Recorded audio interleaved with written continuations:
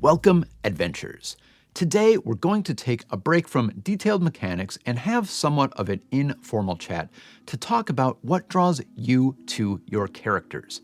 I tend to focus on mechanics on the channel and in my gameplay and character selection overall, but that is not universally true.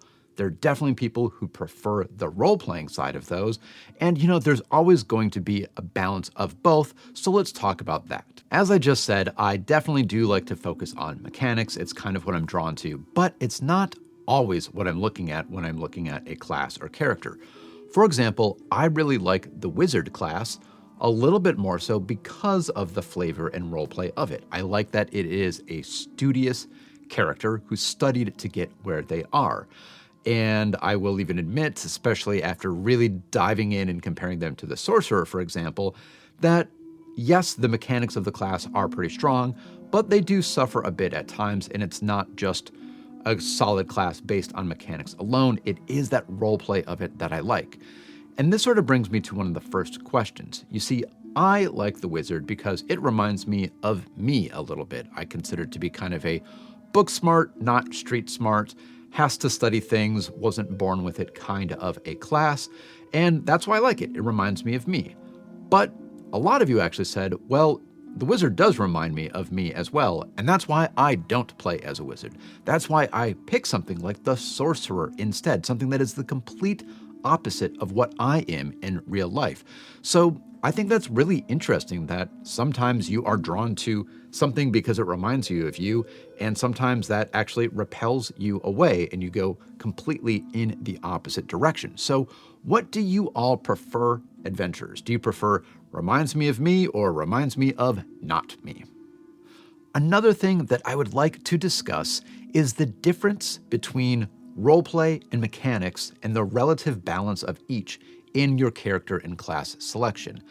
I think on one hand, you have classes like the Oracle that have very, very heavy roleplay, but have mechanics that suffer a little bit.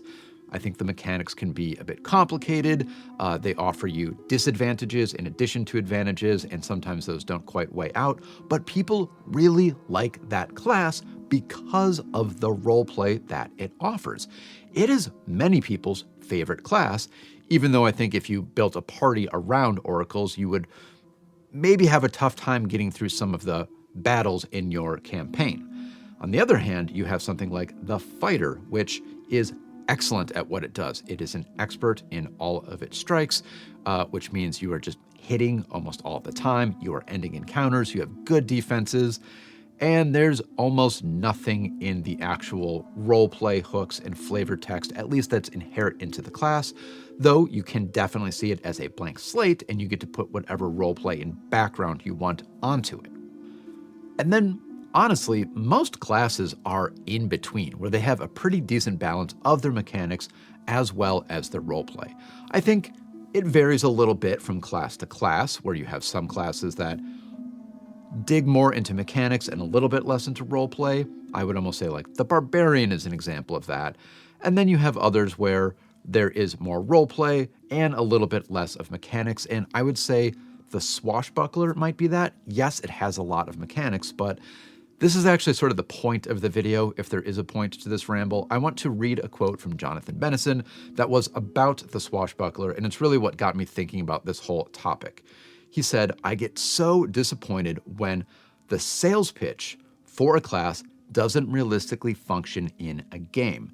Basically meaning, well, you've got all this great roleplay text about what this character is doing in combat or outside of combat, but then when you go to do the dice rolls to support that, it doesn't really actually happen. And I think the Swashbuckler is an example of that, where it is roleplay that I really love, but is often difficult to actually land those roles and have the mechanics support the roleplay. In fact, in Find the Path Presents Hell's Rebels, they have a character who started as a swashbuckler and changed to be a fighter instead. They left the backstory, same character name, same weapons even, but it is a fighter now rather than a swashbuckler, because they were having difficulty mechanically fulfilling what they envisioned for that character. And this leads me to ask, when you are building your character, do you like to start with the mechanics first, or the roleplay first, or maybe try to tackle both at the same time? Because as I said, a lot of classes do a pretty decent job of presenting both at the same time.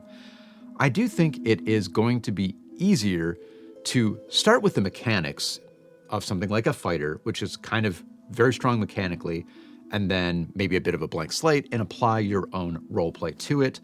It's easier to do that, I think, than it is to go the other way around and start with roleplay and then try to find mechanics for it, because sometimes you just get a little bit frustrated by saying, this is what I envision my character doing, and I'm finding it difficult to find the mechanics that actually line up to let my character do that.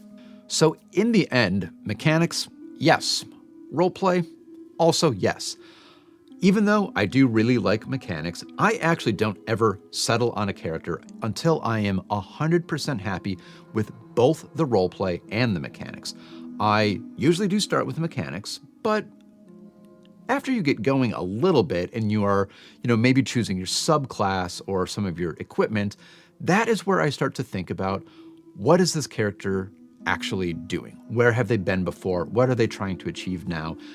What does the flavor text of the class say? What does the flavor text of the subclass say? How does that inform what my character is actually setting out to achieve?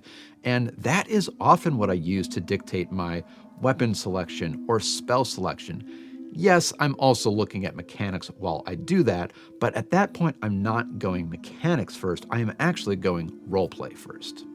Well, that is all adventures. A bit of a ramble today, but I think it's important to have these informal chats in between looking at class analysis and rules and all of those kinds of things. Let me know what you think in the comments. Do you like to start with mechanics? Start with roleplay. Do you complete your mechanics before getting into roleplay? Do you complete your roleplay before getting into mechanics? Do you try to tackle both at the same time? Do you do one and then the other sort of on a sliding scale like I do, where I go mechanics first, and then as I'm filling out the rest of the character sheet, I start thinking about all of those roleplay parts of my character and how that informs the mechanics? Let me know about it in the comments.